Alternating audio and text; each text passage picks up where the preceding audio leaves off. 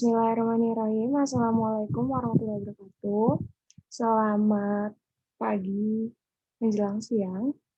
Oke, pada pertemuan kali ini, di video kali ini, Ibu akan membahas ulangan dari materi termokimia yang sudah kalian lakukan atau laksanakan pada akhir September. Langsung saja kita mulai dari soal yang pertama. Jika reaksi antara logam barium dengan asam klorida encer dicampurkan ke dalam tabung reaksi yang tersumbat dengan rapat, gas hidrogen di dalam sistem tidak dapat meninggalkan sistem. Akan tetapi, perambatan kalor meninggalkan sistem tetap terjadi melalui dinding pada tabung reaksi. Pada percobaan ini termasuk ke dalam, berarti yang ditanya itu kan sistemnya. Kita lihat, apakah sistem ini dapat terjadi pertukaran materi. Ada di kalimat gas hidrogen di dalam sistem tidak dapat meninggalkan sistem. Berarti tidak dapat terjadi pertukaran materi. Kemudian perambatan kalor meninggalkan sistem tetap terjadi. Artinya adanya pertukaran atau perpindahan kalor. Berarti tadi yang pertama, tidak ada pertukaran materi, tetapi terjadi pertukaran kalor atau perpindahan kalor. Maka jawabannya yang C, sistem tertutup. Karena pada sistem terbuka terjadi perpindahan kalor dan terjadi perpindahan materi. Sedangkan pada sistem terisolasi tidak terjadi keduanya. Lalu pada nomor 2, pernyataan tentang perubahan entalpi berikut yang tidak tepat ya. Pertanyaannya yang tidak tepat. Option A, dapat ditentukan dengan cara kalorimetri. Nah, ini yang sudah kita bahas pada pertemuan sebelum ujian, bahwa nilai entalpi itu bisa kita ukur dengan kalorimetri, kemudian ada dengan cara energi ikatan, dan lain-lain. Kemudian yang B, nilai perubahan entalpi tergantung pada jumlah zat, suhu, dan tekanan. Betul. Perubahan entalpi merupakan perubahan kalor pada tekanan tetap. Ingat, tekanan tetap. Nilai perubahan entalpi standar diukur pada suhu standar dan tekanan standar, yaitu 298 Kelvin dan 1 atm. Jadi jawabannya adalah yang E, nilai perubahan entalpi dipengaruhi oleh jalannya reaksi. Itu salah. Nomor 3, pernyataan di bawah ini yang termasuk ke dalam reaksi endotherm. Endotherm berarti adanya penyerapan atau reaksi ini membutuhkan kalor. Pada respirasi, kalau misalnya kalian nih mendekatkan tangan kalian saat kita membuang nafas, itu akan terasa hangat. Begitu juga dengan reaksi netralisasi. Nah, kalau ledakan bom, itu mungkin kita tidak pernah merasakan, tapi kalau dilihat atau diamati, itu adanya rasa panas gitu ya di sekitar ledakan bom tersebut. Lagi dari pembakaran kayu, sudah pasti ya. Kalau misalnya kita lagi di sekitar api unggun, itu pasti terasa panas atau hangat. Maka jawabannya yang B, pembuatan es batu dan air. Nomor 4, pernyataan yang benar terkait reaksi endotherm. Reaksi endotherm, entalpi reaksinya bernilai apa? Negatif atau positif? Kalau reaksi endotherm itu bernilai positif. Kemudian, nilai entalpi reaktan lebih kecil daripada nilai entalpi produk. Kalau kita kurangkan, berarti kan reaktannya itu supaya lebih kecil dibandingkan produk, maka hasilnya akan positif. Karena entalpi produk dikurang dengan entalpi reaktan. Misal entalpi produknya 10, Terus entalpi reaktan kan lebih kecil, berarti kita ambil misalnya 3. 10 kurang 3, 7. Berarti benar kan entalpi reaksinya bernilai positif. Lalu yang 5 ya, sudah tentu terjadi penurunan suhu lingkungan. Karena kalau terjadi peningkatan suhu lingkungan, itu adalah ciri dari exotherm. Lalu nomor 5, nah ini ada beberapa anak yang terjebak. Kita cek nih, kan yang diminta atau yang ditanyakan itu yang merupakan proses exotherm. Kalau exotherm berarti adanya pelepasan kalor. Nomor 1 tuh, nih pilihan yang 1, ada beberapa anak yang memilihnya. Karena berpikirnya apa? Oh, panas dari matahari. Padahal di sini kan baju dikeringkan dengan adanya sinar matahari baju yang basah. Maka supaya baju tersebut kering, reaksinya malah atau prosesnya adalah menyerap kalor dari matahari supaya baju tersebut kering, bukan melepas. Jadi kita pilih yang 2 dan 3. Sedangkan kalau 4 nih sudah pasti ya terjadi penurunan suhu pada lingkungan yang merupakan ciri dari endotherm. Jadi jawabannya yang D, 2 dan 3. Kemudian sebuah kristal NaOH dimasukkan ke dalam tabung reaksi, kemudian ditetesi dengan air. Pada tabung reaksi terasa panas. Reaksi ini dapat digolongkan. Ini padahal ya sudah ada clue atau petunjuk bahwa reaksi yang terjadi menghasilkan tabung tersebut menjadi terasa panas. Terasa panas artinya terjadi peningkatan suhu. Dan peningkatan suhu itu contoh atau ciri dari exotherm, berarti yang A dan B sudah jelas salah. Pilihannya adalah di antara C, D, dan E. Nah, kita cek yang C kenapa salah nih?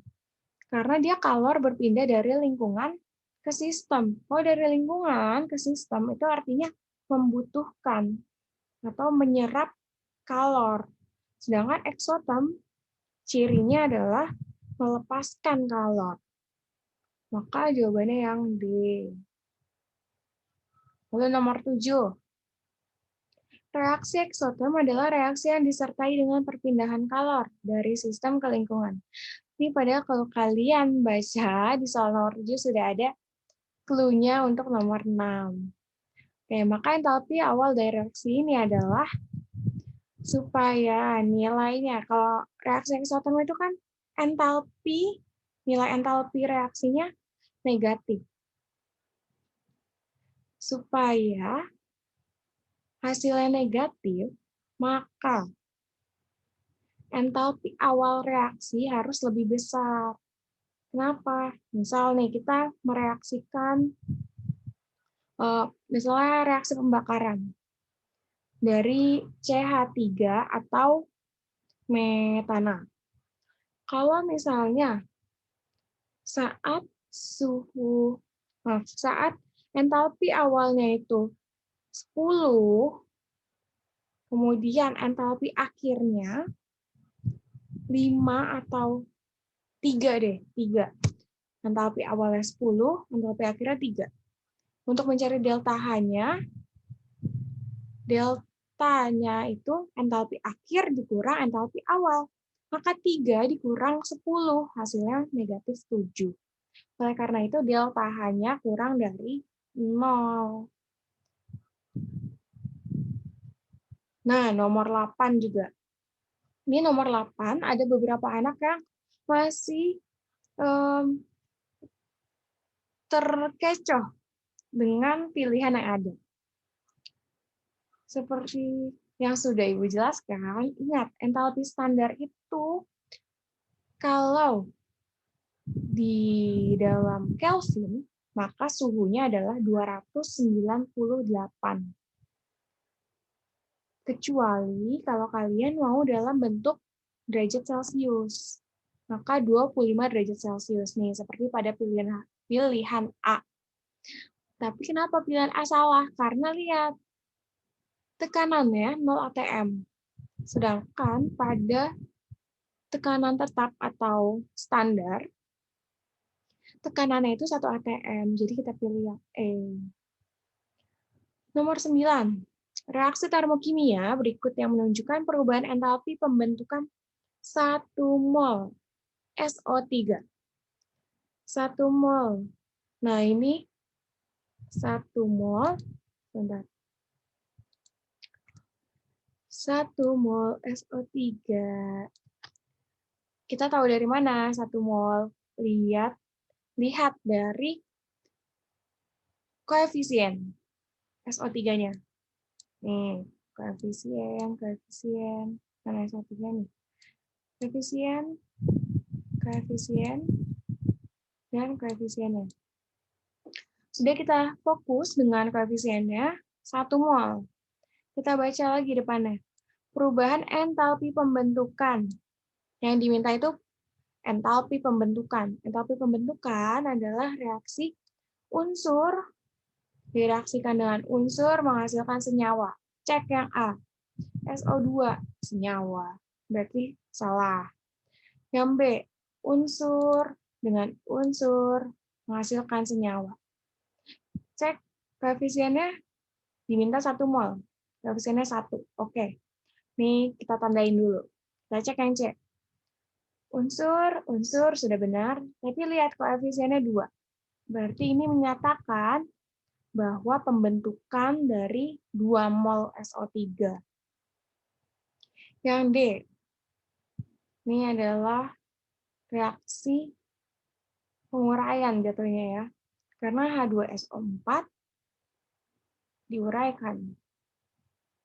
Terus yang E, sudah benar nih, SO3, dan dia 1 mol, tapi reaksinya penguraian, bukan reaksi pembentukan. Jadi betul tadi kita pilih yang B. Sebentar, oke. Kita lanjut nomor 10. Pernyataan yang tepat terkait kalor pembentukan standar. Kalor pembentukan standar adalah kalor yang dibutuhkan atau dilepaskan untuk, kita lihat nih, depannya sudah sama semua ya. Untuk pada pembakaran. Loh, yang diminta apa tadi? Kalor pembentukan standar. Kalor pembakaran, salah. Kemudian, untuk membentuk, oke, sudah benar, 1 mol senyawa dari unsur-unsurnya pada kondisi apapun. Nah, salah ini kondisi apapun. Karena kalor pembentukan standar ya pada saat kondisi standar. Kita cek yang C, kalor yang dibutuhkan atau dilepaskan untuk membentuk. Sudah benar nih, membentuk. Aduh. Sudah benar, membentuk dari unsur-unsurnya pada kondisi standar. Kita cek yang D, kenapa salah? Karena membentuk beberapa mol. Yang namanya kalor pembentukan standar itu untuk membentuk 1 mol. Dan ingat kondisinya itu harus pada kondisi standar, bukan kondisi apapun. Yang E, kalor yang dibutuhkan atau dilepaskan untuk mengurai. Ini sudah jelas salah ya, karena yang diminta pembentukan. Jadi pilihannya yang mana yang benar? Yang C.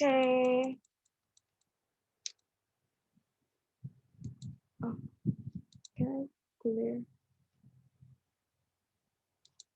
Oke. Jadi clear. Nomor 11. Perhatikan persamaan reaksi termokimia berikut. Oke, ada 4 reaksi. Ada 4 reaksi dan diminta reaksi yang menunjukkan delta HD dan delta HC berturut-turut. Delta HD dan delta HC itu apa sih, Bu? Kita perbesar ya. Oke. Delta HD dan delta HC. Delta HD adalah dissociate atau disosiasi, yang artinya penguraian. Sedangkan delta Hc adalah delta H dari pembakaran. Nah, kita cek delta HD tadi penguraian. Penguraian itu dari senyawa, suatu senyawa menjadi unsur. Yang satu, senyawa mana nih? Senyawanya malah terbentuk. Berarti kan ini unsur, membentuk senyawa. Ini berarti reaksi pembentukan atau delta HF.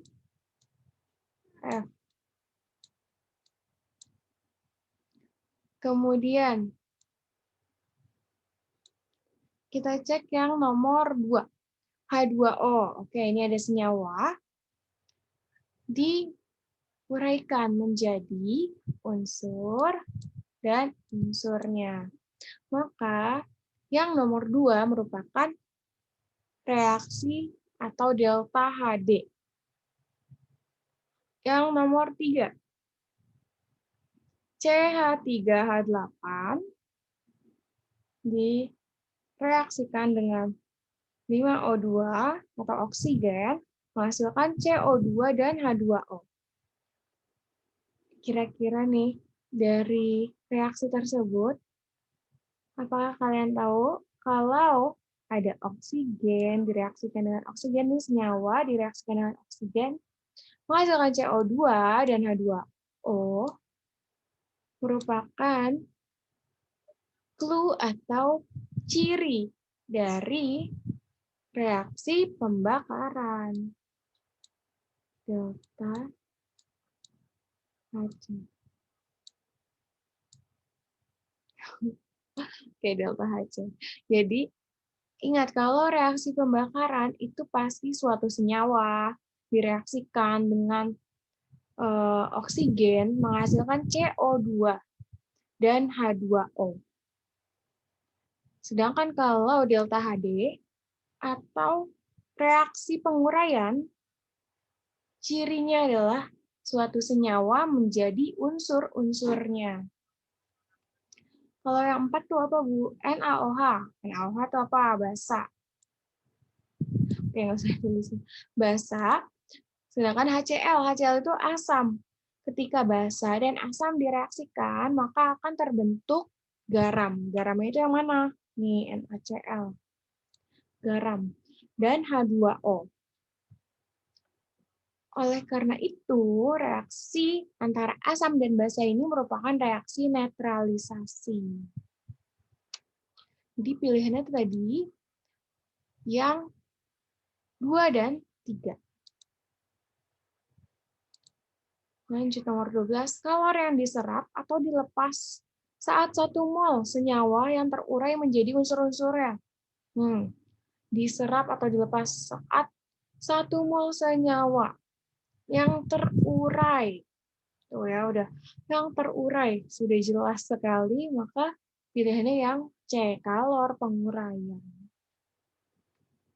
Nomor 13, hasil pembakaran bahan bakar bensin yang tidak sempurna dapat mengakibatkan pencemaran udara oleh gas. Jadi, tadi nih kalau kita balik, ini reaksi pembakaran. Suatu reaksi pembakaran dikatakan sempurna ketika reaksinya menghasilkan CO2 dan H2O. Reaksi pembakaran yang tidak sempurna akan menghasilkan CO. Nanti kalian mungkin akan belajar lebih lanjutnya di reaksi, jenis-jenis reaksi. Jadi pilihannya yang A.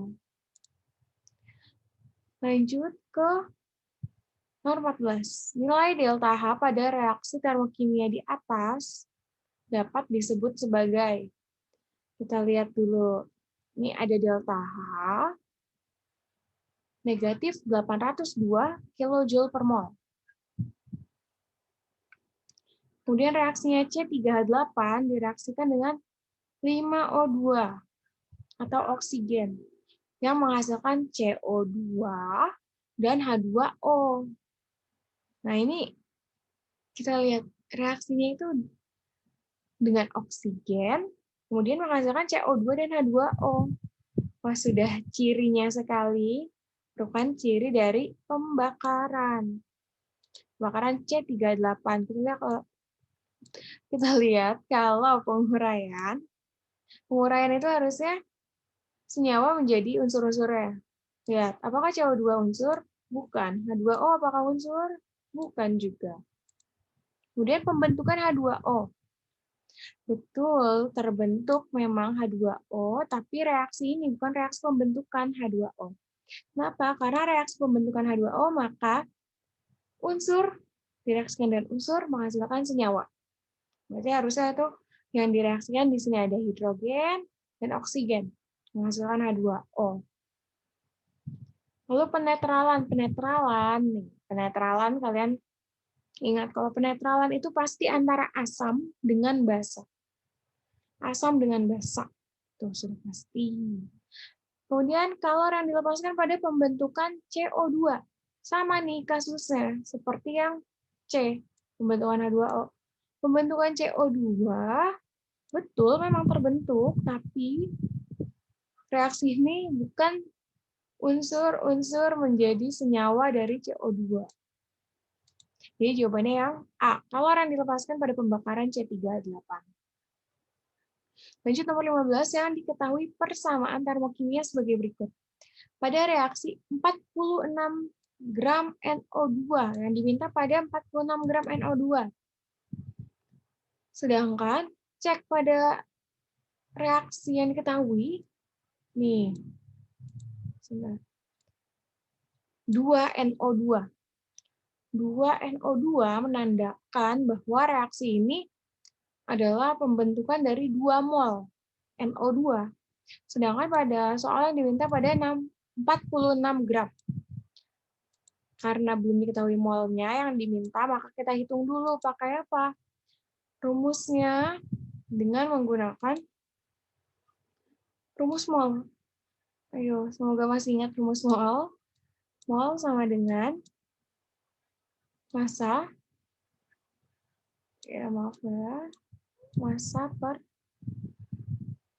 mr. Massa per mr. Massanya berapa ya? Tuh, tadi yang diminta pada soal diketahui 46 gram yang diminta. 46. Kemudian MR-nya. MR ini NO2 kan? Kita cari berarti MR-nya nih, sudah diketahui AR-nya 14. Kemudian O-nya ada 2, berarti 2 dikali 16. Berarti 32. 14 tambah 32, 46. Maka 1 mol.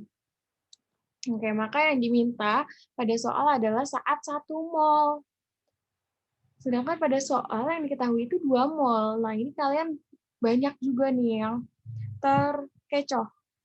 Karena langsung, oke, dari soal sudah diketahui, penguraiannya dengan kalor itu negatif 200, langsung cari yang penyerapan kalor sebesar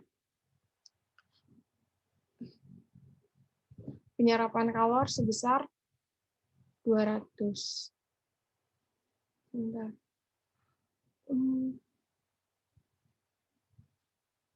Oke. Padahal nih nomor 15 itu yang diminta kan saat penguraiannya 1 mol. Kalau 1 mol, maka kita harus membaginya. Karena di sini kan diketahui 2 mol. Berarti negatif 200. Ya, maafkan tulisannya. Negatif 200 per 2. Atau boleh juga 1 per 2 dikali 200. Yang hasilnya negatif ya, ini negatif 200. Hasilnya negatif 100. Negatif 100, maka ingat kalau negatif itu tandanya reaksi tersebut mengalami atau harus melakukan penyerapan kalor. Nih, makanya kita pilih yang D, penyerapan kalor sebesar 100 kilojoule. Oke, kita lanjut nomor 16. Alat yang digunakan untuk menentukan nilai entalpi reaksi dengan mengukur suhu awal dan akhir larutan dalam alat tersebut adalah yang sudah kita pelajari. Apa tuh? Kalorimeter. Kalau termometer untuk mengukur suhu saja, bukan nilai entalpi. Kalau isolator adalah benda yang tidak mengantarkan panas. Kemudian voltmeter untuk mengukur volt. Kalau ampermeter untuk mengukur ampere. Maka kita pilih yang kalorimeter. Nomor 17. Pernyataan yang benar di bawah ini mengenai hukum Hess adalah, nah kalau ini karena suatu hukum, maka kalian harus istilahnya menghafal. Apa sih hukum Hess itu? Yang hukum Hess adalah entalpi yang hanya bergantung pada keadaan awal dan akhir reaksi. Yang mana perubahan entalpinya tidak bergantung pada jalannya reaksi. Makanya kalau kita mencari perubahan entalpi dengan hukum Hess, itu mau prosesnya bagaimanapun, entah itu delta H1 tambah delta H2, atau langsung delta H3, itu tidak masalah. Yang penting keadaan awal dan akhirnya itu sama. Nah, jadi makanya kita pilih yang C. Terus nomor 18. Reaksi pembentukan standar nih, yang diminta reaksi pembentukan standar. Tadi kalau pembentukan standar, pembentukan adalah unsur, kita cek mana nih yang unsur. Ya, kan bentukan standar itu berarti unsur menjadi senyawa. Ini unsur, betul. Unsur menjadi senyawa. Oke, checklist nomor 1. Betul. C38 senyawa, salah. NaOH senyawa, salah juga. Kemudian H2 unsur, setengah O2 unsur menjadi senyawa yaitu H2O. Maka betul 1 dan 4. Tuh.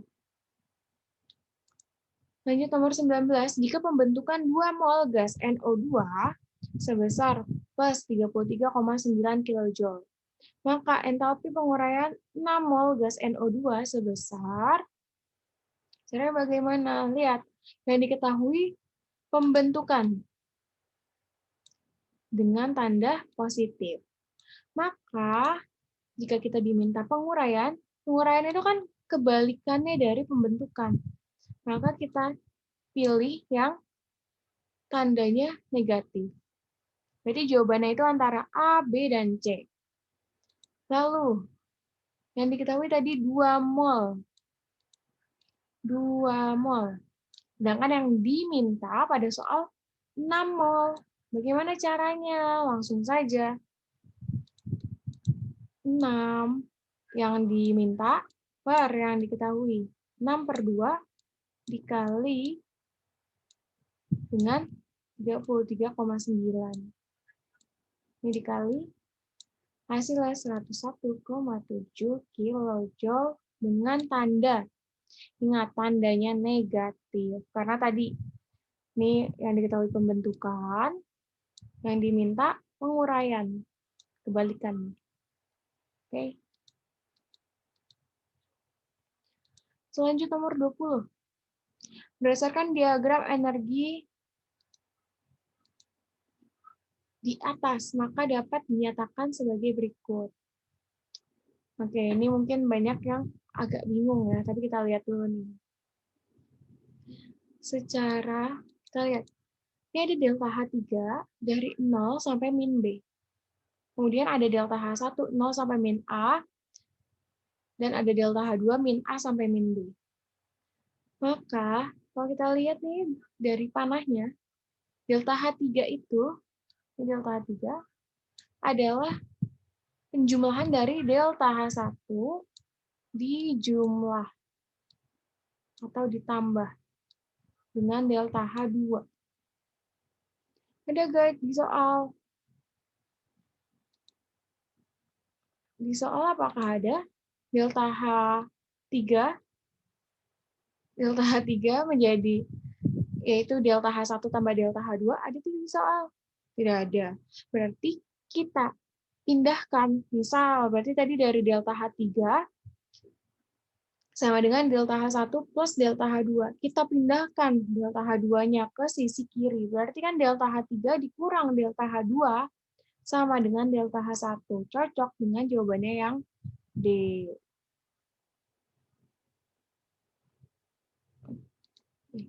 Kemudian nomor 21. Apabila delta HF, ini ada CH4, min 74,8, delta HF H2O, min 241,8, delta HF CO2, min 393,5 kilojoule. Maka entalpi pembakaran metana yang terjadi pada reaksi di atas adalah, ini yang diketahui apa, delta HF atau delta data dari pembentukan. Nah, kalau yang ini karena agak susah untuk menuliskannya, akan Ibu bagikan dalam bentuk PDF, tulisan tangan ya. Kemudian nomor 22. Tapi jawabannya ini perlu kalian ketahui yang negatif 802. Bagaimana caranya nanti kalian cek di PDF. Lalu jika gas karbon direaksikan dengan gas oksigen, menghasilkan gas karbon dioksida. Ini ada karbon, direaksikan dengan oksigen, menghasilkan karbon dioksida. Bila reaksi tersebut melepaskan kalor sebanyak 150 kilojoule, maka diagram energinya adalah, kan yang dikatakan di sini gas karbon direaksikan dengan gas oksigen, menghasilkan gas karbon dioksida. Berarti unsur, ini ada unsur karbon dengan unsur oksigen, menghasilkan senyawa berupa karbon dioksida. Berarti ini adalah reaksi dari apa? Reaksi pembentukan. Nah, reaksi pembentukannya, maka kita lihat juga nih, C plus O2 dengan CO2. Ini sudah benar nih posisinya. Kemudian kita lihat, dimintanya apa? Melepaskan kalor. Kalau melepaskan, tandanya itu apa? Negatif. Kayak A ini sudah benar, negatif. Yang B juga benar, tapi apa?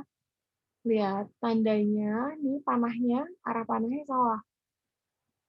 Karena tadi yang diminta itu pembentukan. Kalau seperti ini jatuhnya jadi penguraian, reaksi penguraian. Oke, lanjut yang nomor 23. Apabila energi disosiasi apa? Tadi penguraian. N2, ikatan N2 dan O2 berturut-turut 945 kJ per mol dan 498 kJ per mol. Maka dapat disimpulkan. Berarti energi yang dibutuhkan untuk mengurai ikatan N2 lebih besar kan karena 945. Sedangkan kalau oksigen 498. Jadi kita lebih sulit kalau ingin memutuskan atau mendisosiasi atau menguraikan dari ikatan nitrogen karena tadi energinya tinggi, 945. Maka gas oksigen lebih mudah terdisosiasi daripada gas nitrogen. Betul, karena tadi nih lihat 498 kJ per mol jika dibandingkan dengan 945 kJ per mol. Maka akan lebih mudah untuk mendisosiasikan atau menguraikan ikatan dari O2 yang memiliki energi disosiasi lebih rendah. Nomor 24. Energi ikatan rata-rata didefinisikan sebagai 24 yang A. Coba energi rata-rata yang diperlukan untuk memutuskan ikatan tertentu dalam suatu senyawa yang berwujud gas. Nah, energi ikatan rata-rata ini cirinya apa? Dia itu untuk yang berwujud gas. Kemudian yang B, kenapa salah? Karena dia membentuk ikatan tertentu. Itu salah ya. Karena energi ikatan itu energi yang diperlukan untuk memutuskan, bukan untuk membentuk. Kemudian yang C, yang salah di mana? Pada wujud apapun. Tadi tuh, catatannya kalau energi ikatan rata-rata atau energi ikatan hanya dimiliki oleh senyawa yang dalam wujud gas. Yang D, energi rata-rata yang diperlukan untuk memutuskan ikatan tertentu dalam semua senyawa pada wujud apapun, salah juga. Perubahan entalpi rata-rata yang terjadi pada proses pemutusan ikatan. Iya, betul. Tapi dalam bentuk apa? Tidak disebutkan. Jadi pilihannya ya A. Energi ikatan rata-rata yang diperlukan untuk memutuskan ikatan tertentu dalam semua senyawa yang berwujud gas yang mengandung ikatan tersebut. Nomor 25. Nih, kita lihat. Sudah diketahui energi ikatan dari masing-masing ikatannya.